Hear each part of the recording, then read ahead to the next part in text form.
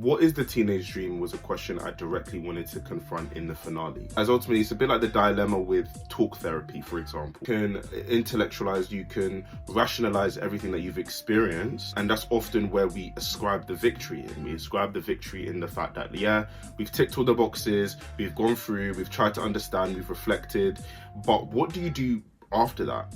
And that is what I kind of wanted to capture with this episode. And it's why, again, I leaned into more like a personal and creative exploration of it. And I wanted to capture that feeling of what it felt like for me, where it was just like, okay, now I have to make the choice to be happy, or I have to make the choice to live a life that is fulfilling.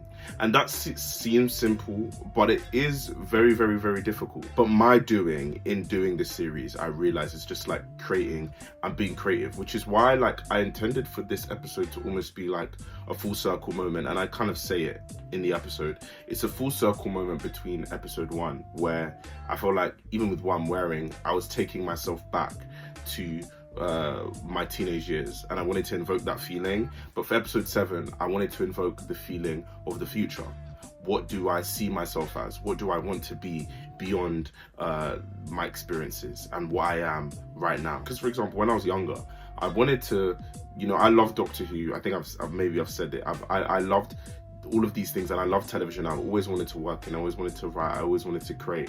And then my teenage years was this like killing of that dream of like, okay, you can't be this, you can't do this. So the fact that like I'm kind of embodying everything I want to be, that's the proof in the pudding of the kind of trajectory of teenage dream. But again, it is like that thing of, yeah, we can reconcile, we can talk about the history, and we can talk about all of this stuff, and that stuff's important, and that's a necessary part of like, I guess, a healing journey. But then you also have to make the decision to yourself of, okay, I'm gonna let go of this stuff. Now that I understand it, I can now leave it and choose to live my life, which is actually what the episode captures. And that's why I use the after show concept, because it's like, okay, like once you've done all that work, once you've understood what the teenage dream is and you've digested it and you've grasped it, what do you do beyond that? And this episode was a continued allegory to the idea of the way we do perform in life, and we are forced in society into these roles of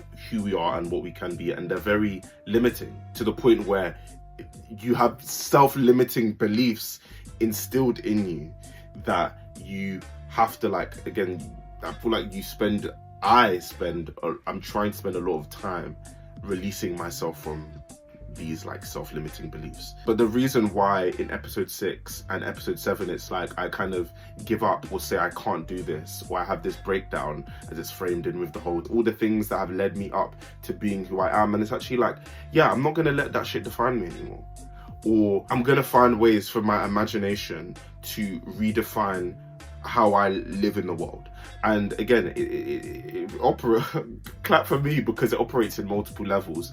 Operates in the fact that, yeah, like I am within the episode and the world of the teenage dream as a series. I am choosing to disconnect from like just like moping around my teenage years and feeling this sense of grief. And that's reflected in, it's interesting because it's very meta, because it's reflected in what I'm dealing with and what I'm going through. And that's what that final sequence is towards the end of the episode. It's me and this kind of capturing of like me in the Garden of Eden, and I refuse.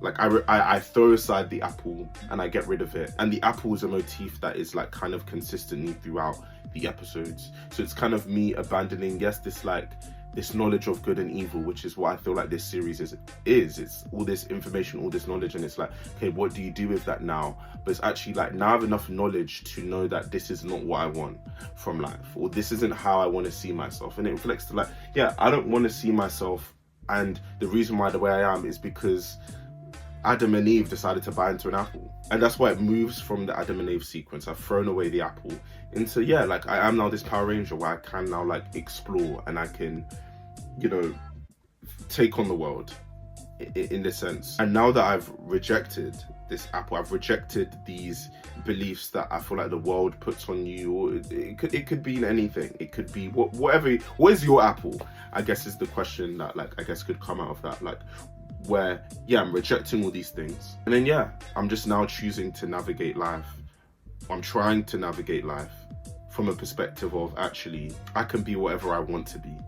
And the only person you've got to empower to believe that is yourself. Do you get what I mean? And the voice you hear is actually my Auntie Mary, who passed away last year. And that was one of my first, that was like my first real grief experience, where it's like, oh shit, this person that you have is not there anymore. Not there anymore. Someone you see all the time, not there anymore. And it was that video of, I was saying, yeah, like, may the blood take you to wherever you want to go. Wherever you want to go. And hearing those words when I revisited this video touched me so deeply. Because it's like, yeah, like, instead of believing in this predestined path and this fixed path that we're meant to go on, and this thing that we put so much pressure on ourselves, you know, of how our youth's meant to be, of how our life is meant to be.